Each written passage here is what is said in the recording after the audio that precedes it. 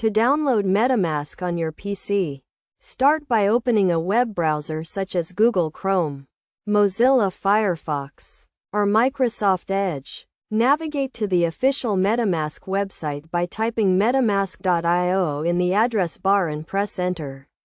Once the website loads, click on the Get MetaMask button, which will redirect you to the MetaMask browser extension page. Click on the Add to Browser button next to your preferred browser. If you are using Chrome, click on the Add to Chrome button. Then click Add Extension in the pop-up window that appears.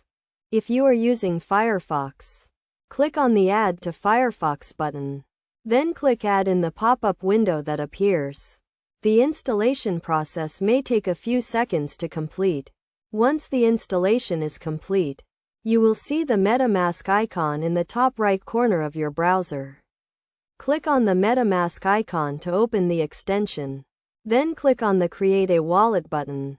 You will be asked to create a password and agree to the terms of service. After creating your password, you will be given a seed phrase, which is a list of words that can be used to restore your wallet if you lose access to it.